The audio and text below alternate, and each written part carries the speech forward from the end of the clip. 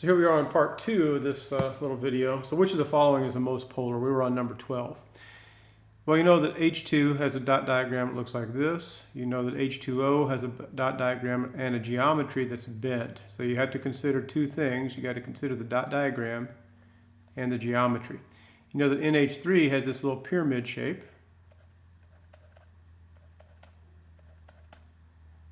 Pair up there. That pair of electrons causes these bonds to go down. Then you got HCl. Okay, so it looks like we have two choices really. HH is out because the difference in polarity, or the difference in electronegativity is 0. The HCl, between Cl, N, and O, those three elements, the most electronegative is O. That's number 1. Chlorine and nitrogen are very similar in electronegativity, but they're not as electronegative as oxygen. That's something that you know that O is more than N because O is to the right of N on the periodic table, and O is not to the right of chlorine, but it is one energy level up. So if you look at the periodic table, you got O, you have N over here, you have O, you have F, then you have Cl down here, and over here you got S. So of those 5 elements, the most electronegative is the fluorine. And the second most electronegative is either going to be O or Cl, but it's O because O has less shielding. So the second most electronegative element on the table is O. And then the third most electronegative element is nitrogen or chlorine. They're about the same. All right, so 1, 2, 3 in terms of electronegativity.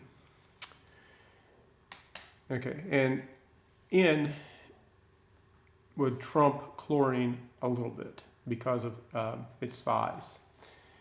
All right, so the bottom line, what's the answer to the question? Well, it looks like HO is the most polar because between O, N, and Cl, the O is going to pull the electrons the most. So water would be the most polar, which is a good thing that water is polar, otherwise water would be a gas and we'd be dead. Number 13, the strongest intramolecular bond. Intra means inside the molecule, so you have to draw the pictures. So you got carbon dioxide, which has a double bond here, and a double bond on the right side. And so that's double bonds. Chlorine's only going to have a single bond when you draw a dot diagram. I'm drawing these like I'm assuming you know how to draw them. I just did water up here, so I'll skip that one. HCN has HC, triple bond, N. So it looks like HCN is going to have the strongest bond because it's got the triple bond, and triple bonds would be stronger than a double bond, so the answer is D. It's a process that releases more energy than you put into it. It's, of course, going to be exothermic. I think you know that already. Here you got to draw the pictures. So CH2O. Let me just run through the dot diagram logic rules just so you know. So you got 6, 1, and 1, and 4. So your total number of electrons there is 12. So you set up your picture with carbon in the middle. I'm going to go ahead and put the double bond in because I know it's going to need to be there. So you do that, and now you got 2, 4, 6, 8, 10, 12. There's a pair of electrons right here.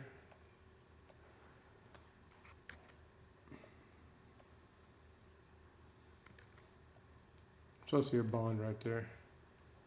I'm having trouble drawing it. There you go. Okay, and then BRF3. Okay, oh, by the way, so is this nonpolar? Well, no, the electrons are going to go toward the carbon, and then from the carbon toward the oxygen, because they go toward the more electronegative element. So do these arrows look like they cancel? No. So that's polar, oxygen, and it's negative. BRF3 looks like this. So you're going to have BR in the middle, and you're going to have F out here. Now, you may be wondering, how do you know what goes in the middle?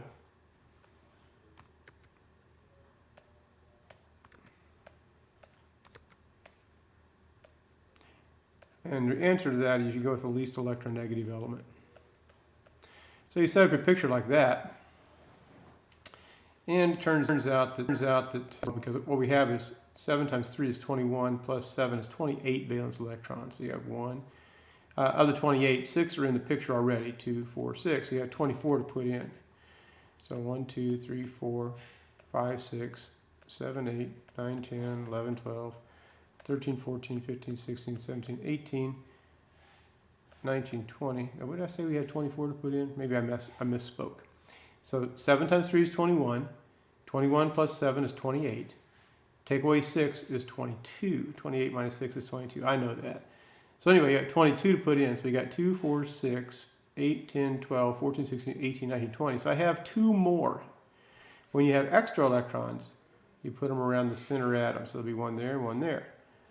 And what that makes the geometry do is go into this kind of a configuration where you got a triangle in a plane and then one up and one down. I didn't draw that triangle very well, but there's a triangle right there.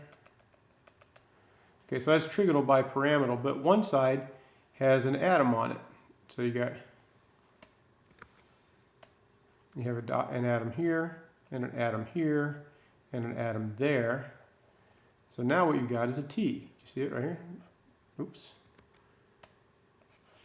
There and there. So a T shape. And then these are unshared pairs over here. So is that polar? Yeah, because it's lopsided, so it's polar. And then CO, when you draw it, you've got 6 and 4, 10 valence electrons. So you got 8 to put in. If I put 6 there, that would make 8, 9, 10, but I'm going to be 4 short. See, I need 2 more here and 2 more here that I don't have. So it's going to have to be a triple bond.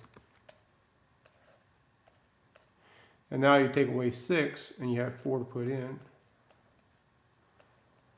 And now you're happy. Is that polar? Yeah, because C and O are different electronegativity. So that brings us to XeF2. XeF2 is going to look like this. Put an F here. 8 valence electrons, and 7 and 7 is 14, so 22 valence electrons again. So you're going to have, you've got 4 in this picture that I just boxed. And then, so 22 minus 4 is 18. So if I put in 18, whoops. 1, 2, 3, 4, 5, 6, 7, 8, 9, 10, 11, 12, 13, 14, 15, 16. Everything has 8. It's not going to work. You have to have 2 extras around the center. So you're going to put 1 in here and there. So that gives you the same geometry, except this time, what you don't have this part. And instead of having an atom out there, what you have is an unshared pair of electrons. So now you've got this triangle thing around it again, but the overall shape of the molecule is linear. Now the arrows are going to point toward the more electronegative element. So arrow going this way and an arrow going that way. Do those arrows look like they'd cancel? Yes. So that one is your answer as nonpolar. Largest bond angles. I already did water. Water is a variation on the tetrahedrons, 109.5. This is a variation on the tetrahedron, 109.5. This is a tetrahedron, 109.5. This is trigonal planar when you draw the dot diagram because it'll look like this. You can draw it on your own, but you'll end up with a double bond here. Oh, shoot, too many electrons. So 2 here, and then 1, 2, 3, 4, 5, 6. 1, 2, 3, 4, 5, 6. There you go.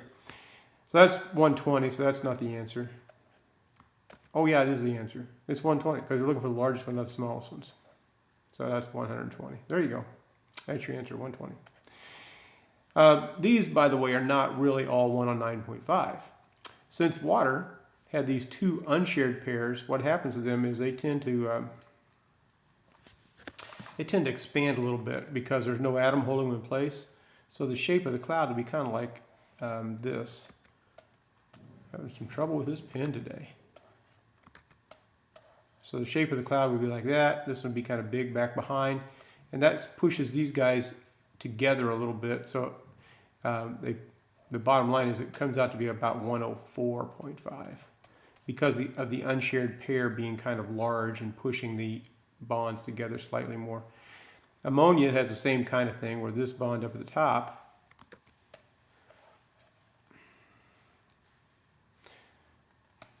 the bond up at the top is kind of large. And so this big electron cloud here pushes down on the bonds and makes the bond angles go down a little bit. So it's more like 107. Okay.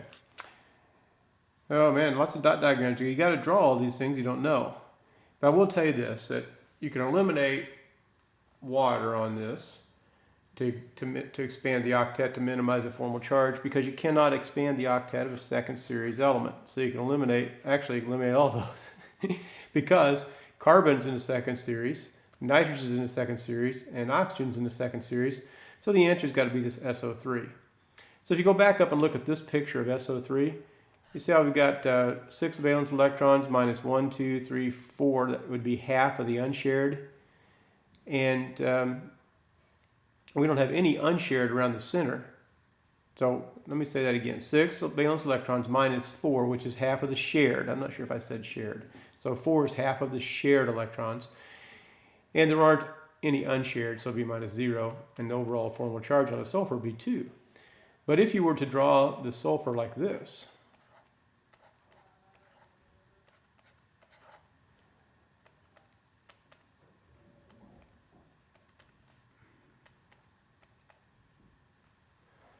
then the sulfur's formal charge would be 6 for the sulfur, 6 minus 1, 2, half of the shared, but there's 2, 4, 6, 8, 10, 12 shared in that picture, so 6 minus 6 is 0, and minus all of the unshared, but there aren't any of those, so 6 minus 6 minus 6, 0 equals 0. So that's a better picture for formal charge, and that's that. All right, 18, in which pair do both compounds exhibit at least one ionic bond? That ionic bond means metal and non-metal, or metal and polyatomic ion. And then inside the polyatomic ion would be a covalent bond. Inside that is covalent. All right, so this one is 2 nonmetals, and that's 2 nonmetals, so that answer is incorrect, because you're looking for both compounds having at least one ionic bond. This compound would have an ionic bond because the bond between the K and the NO3 ion is ionic. The bond between the N and the O is covalent. But CH4, that's not ionic because they're both nonmetals. This one has an ionic bond between the Na and the F because it's a metal nonmetal, and an ionic bond between the potassium and the sulfate ion. So this part is ionically bonded to that part. Ionic, once again, means transfer of electrons. And just to make a connection, SO4 has a minus 2 charge. It got those 2 extra electrons from the potassium. 2 potassium atoms each lost 1 electron. All right, so that's your answer, because there's at least one ionic bond in each compound, so right there. All right, which one is not planar? No, you got to draw the dot diagrams for this one. And just looking at it, I would say that the answer is probably ClO3 minus. Let's just draw that one real quick. So you put a Cl here, you've got 3 O's. 3 times 6 is 18. 18 and 4 is 20. See, 6 times 3 is 18. Oh, sorry, not 4, it's chlorine. 18 and 7 is 25, and one more makes 26. So you got an O here, you got an O here, and you got an O here. That gives you 20 to put in, so you put 6 here, 6 here, 6 here, and 19, 20 go there. So that's it. So that since that has 4 domains, but one of them is an unshared pair, then that's going to be a tetrahedral configuration for an electron domain geometry, and then the unshared pair makes it go to a pyramidal molecular configuration. So it's a pyramid.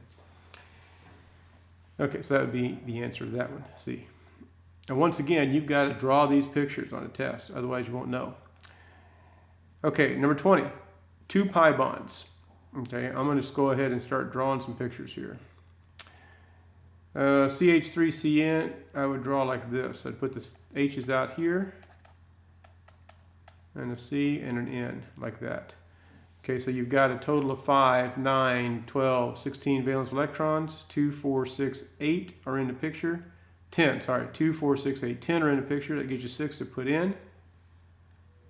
Correct? 6.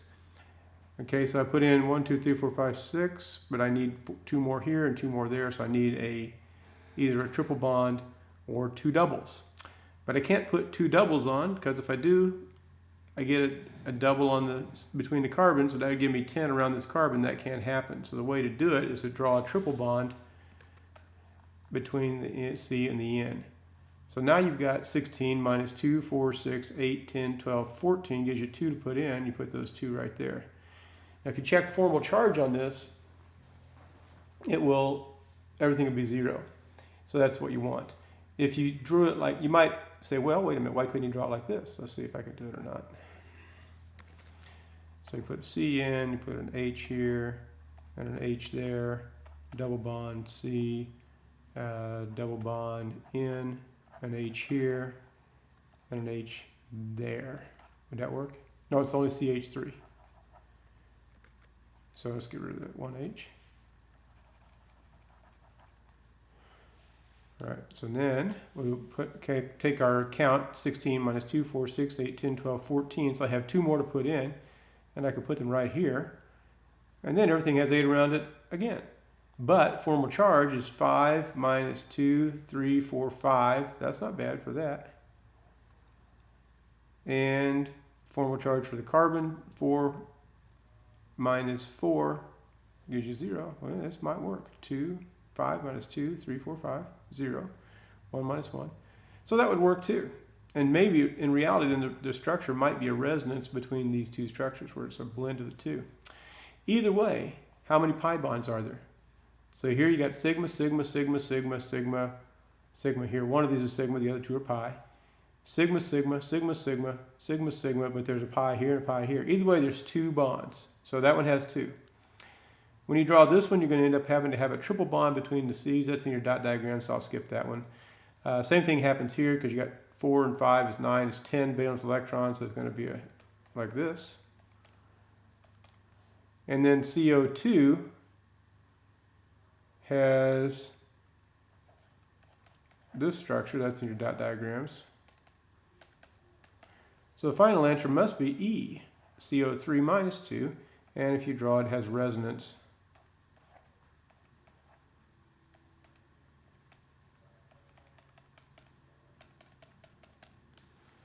And there you have it. So the answer would be CO3.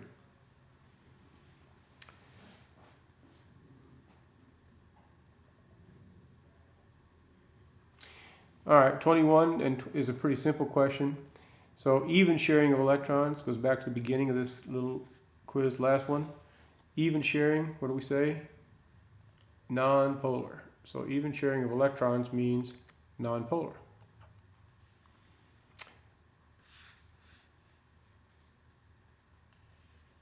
So B. All right, and which one has bond angles less than 109.5? You got to draw them again. This will be 120, this will be 109.5, that'll be 180. And water, I talked about earlier up here, remember this 104.5 because of the pairs of electrons that spread. Where did I draw that picture? Right here. Where the water molecule has these electrons up here, that spread out, no, not there, over here. Where the water molecules spread out, the electrons spread out and push the bonds down. So the answer there would be water. Okay, so water, once again, looks like this. It's a pair of electrons back behind and a pair of electrons up on top. And that's in 3 dimensions. But these guys up on top, they tend to spread out a little bit, a little bigger cloud.